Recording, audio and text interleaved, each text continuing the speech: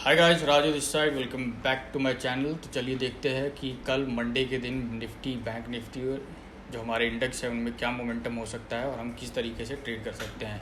तो चलिए मैं आपको अपना एनालिसिस जो है वो शेयर करता हूँ आपके साथ, ताकि आप अपनी ट्रेड भी प्लान कर पाएँ।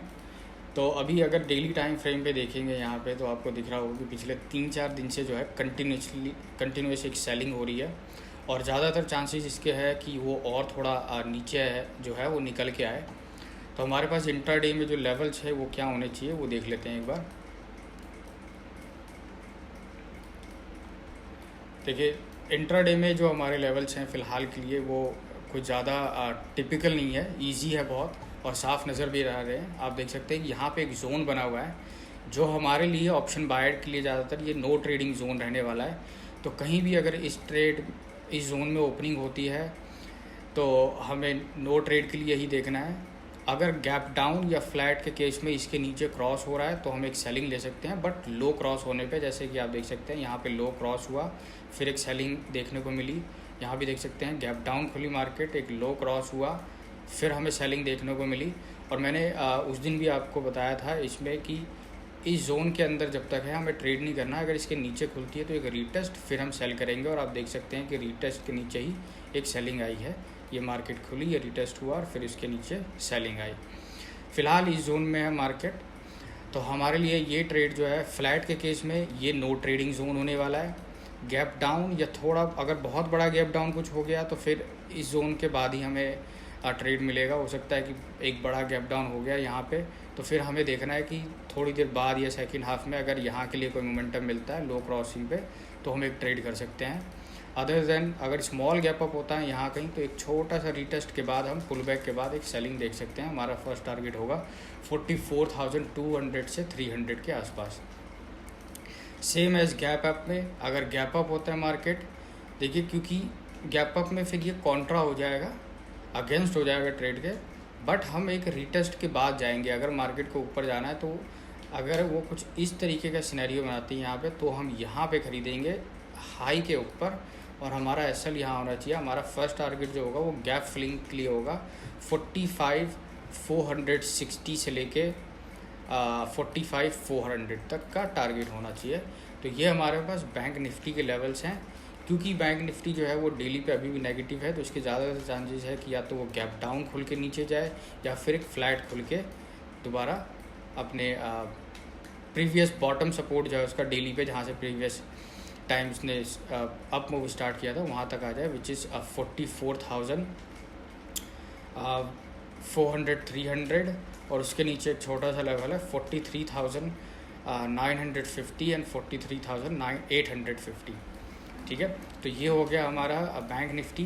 Gap down, flat and gap up के केस में हमें क्या करना है हमने देख लिया। यहाँ पे नो ट्रेड और यहाँ पे हमें एक स्मॉल ट्रेड नीचे जाते हुए नज़र आ सकता है गैप डाउन के केस में।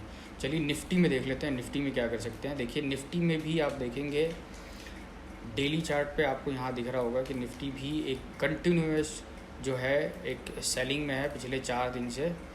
हो सकता है कल एक गैप डाउन या फिर एक और रेड कैंडल हमें देखने को मिल जाए यहाँ पे। और क्योंकि ये प्रीवियस एक सपोर्ट है यहाँ पे, तो यहाँ पे हो सकता है कि थोड़ा टाइम पॉज ले ले मार्केट, फिर एक हफ्ते के लिए या फिर कुछ टाइम के लिए हमें वॉलेटिलिटी या साइडवेज देखने को मिल सकती है। तो हमें करना है क्या है, इंट्राडे टाइम फ्रेम पे देख लेते हैं गैप अप, गैप डाउन और फ्लैट के केस में। ठीक है, आपके पास हमेशा एक प्लान होना चाहिए। जैसे मैं प्लान करता हूँ कि अगर गैप अप खुलेगा तो मुझे क्या करना है गैप डाउन और फ्लैट के केस में, तो ऐसे आपके पास भी एक प्लान होना चाहिए जो आप धीरे धीरे सीख लेंगे। अगर आप मेरे चैनल देखते रहेंगे वीडियोस तो आपको पता चल जाएगा। But the most important is कि आपको प्लान पे रिजिड रहना पड़ेगा, उस पर रिलाई करना पड़ेगा, उसको फॉलो करना पड़ेगा। अगर आप प्लान बना रहे हैं पर फॉलो नहीं कर रहे हैं, कर कुछ और रहे हैं, तो फिर उसका कोई मतलब नहीं बनता है। तो आप इस चीज़ पे भी थोड़ा सा काम कीजिए कि प्लान बनाइए, उस अकॉर्डिंग फिर आप ट्रेड कीजिए। चलिए अभी उसको छोड़ते हैं और ये देखते हैं कि हमें कल के दिन मंडे निफ्टी में क्या करना है। देखिए निफ्टी में भी एक आपको दिख रहा होगा, ये एक सेलिंग जोन है यहाँ पे।